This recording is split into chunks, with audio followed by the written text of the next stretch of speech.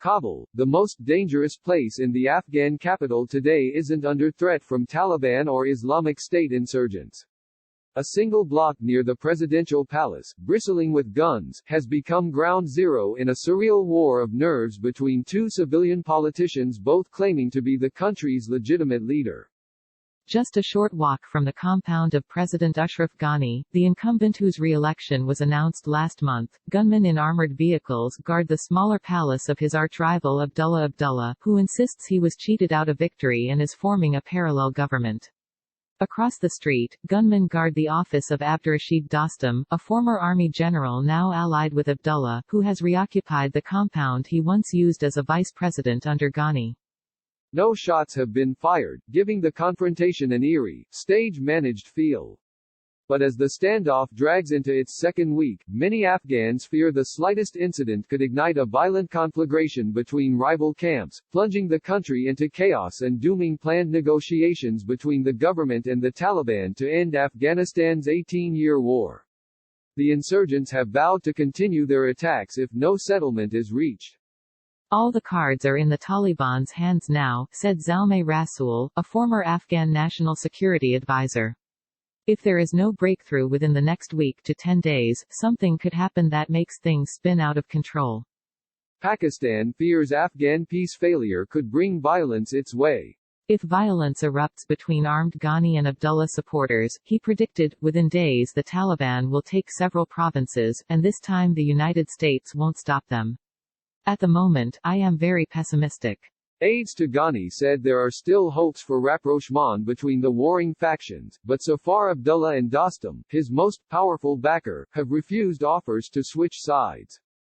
Dostum, a former warlord who commands a large armed following among ethnic minority Uzbeks, was offered the country's highest military rank but has refused to budge. Ghani has said little about the standoff since March 9, when he and Abdullah held competing inauguration ceremonies at the same time a block apart. He has postponed naming a cabinet and refrained from using force to clear the contested city block. Abdullah has pressed on, naming his own governors in several provinces, but Ghani's team is continuing to meet privately with intermediaries in hopes that he will eventually accept a compromise. This is a very unfortunate situation, given the peace process that is very fragile and could get destroyed, said an advisor to Ghani, who spoke on the condition of anonymity to discuss the sensitive topic.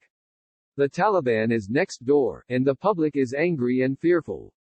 But we think there is still room to bargain. Abdullah and his people know that if things get out of control, nobody can put them back.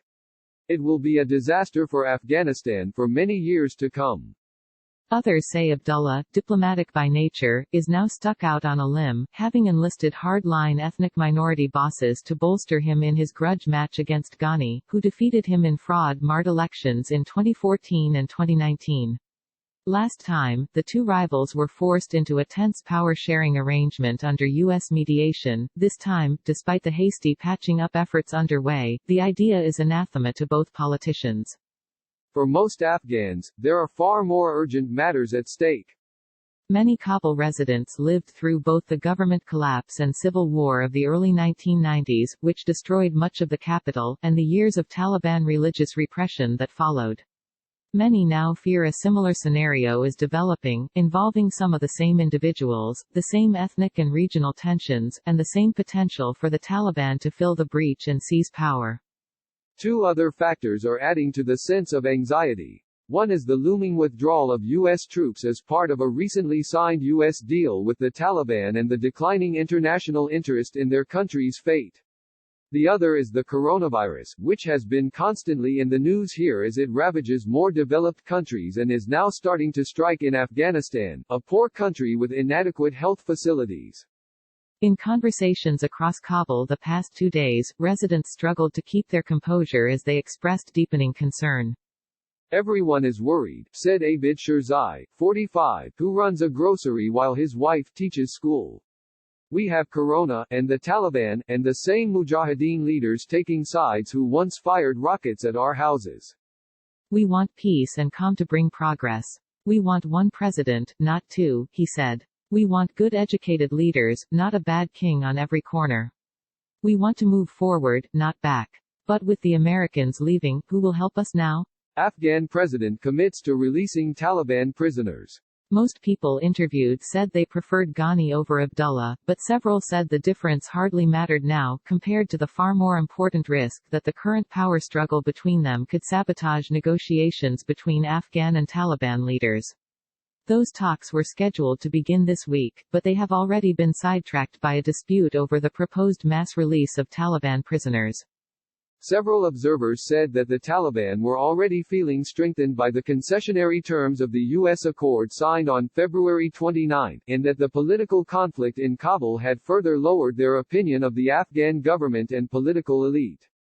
Last week, the Taliban announced that their religious leader, Hibatullah Akhundzada, is the country's only legal ruler. The feud complicates Ghani's effort to create a diverse delegation to meet with the Taliban. Abdullah has demanded to send his own group. More worryingly, it has complicated the military situation in the countryside, where Afghan forces have been battling the Taliban for years. Abdullah is attempting to replace provincial officials with his own allies, potentially dividing security forces that already struggle to put national loyalties over ethnic and personal ones. We are on the edge, said Rahmatullah Nabil, a former national intelligence chief. If things deepen, it would only take one spark. We could end up with government troops fighting the Taliban and each other. We could end up with triangular negotiations and the country divided into 3 territories.